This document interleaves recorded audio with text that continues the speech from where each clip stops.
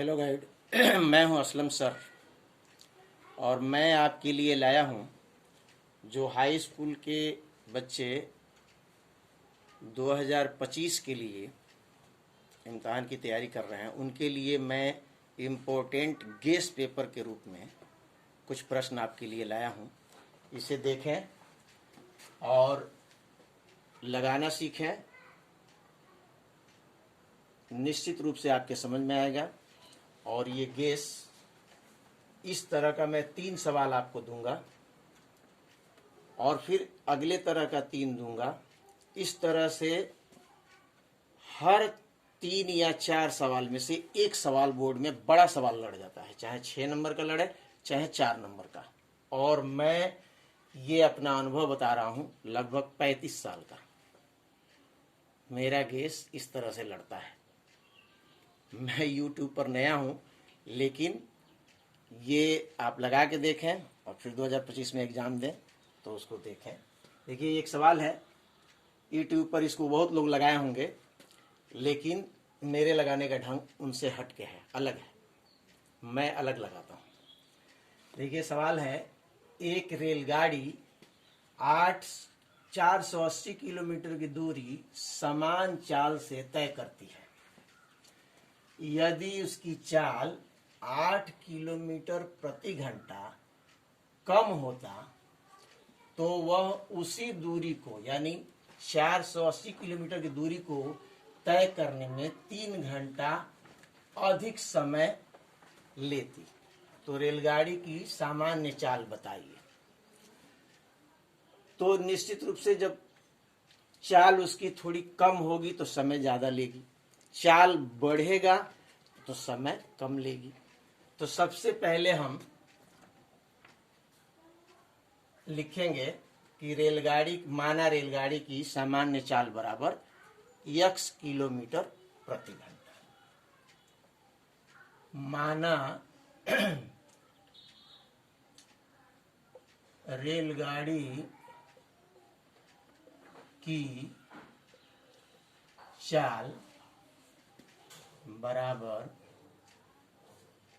x kilometre प्रति घंटा। अब 8 किलोमीटर प्रति घंटा कम करना है चाल को, तो नीचे से लिखेंगे 8 किलोमीटर चाल कम करने पर, इसमें से हम 8 घटा देंगे। ये हो गया आपका x माइनस 8 किलोमीटर प्रति घंटा। ये सामान्य चाल है, इसी x का मान आएगा तो वो उत्तर होगा। और ये 8 किलोमीटर कम करने पर चाल है। अब हम एक अपना सूत्र लिखेंगे जो आपको किताब में बहुत कम मिलेगा। वो है ये ट्रिक है, इसको आप याद कर लें। दूरी बटे चाल माइनस दूरी बटे चाल। दूरी बटे चाल बराबर समय होता है, आप जानते हैं। दूरी बटे चाल बराबर समय होता है। तो दूरी बटे चाल माइनस दूरी बटे चाल बराबर समय में अंतर।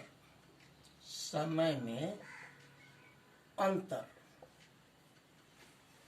देखिए, दूरी बटे चाल ये भी समय हुआ, दूरी बटे चाल ये भी सब हुआ।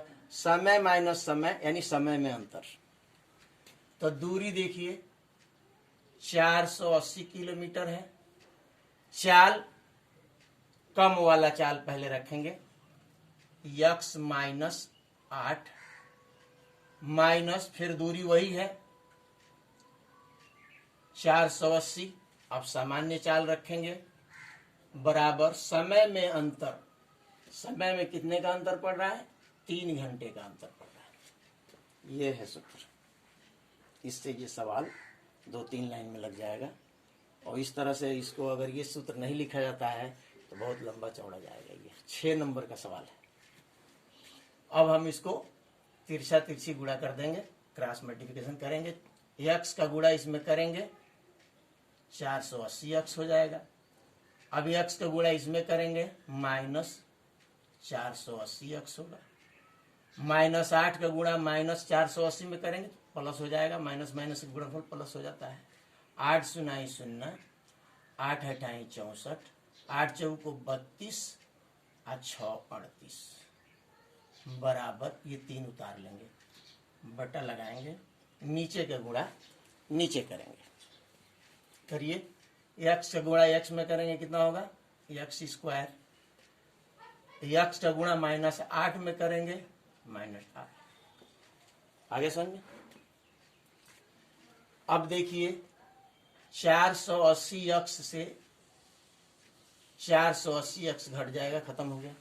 इसको काटा नहीं जाता है और जैसे ऐसे काट देते हैं बच्चे, नहीं काटना चाहिए, बिल्कुल मत काटिए। आप समझ लीजिए इससे ये घट गया। काटने से सवाल रफ टाइप में हो जाएगा और ये 6 नंबर का सवाल है, इसको साफ सुथरा हमको पेश करना है एग्जामिनर के सामने।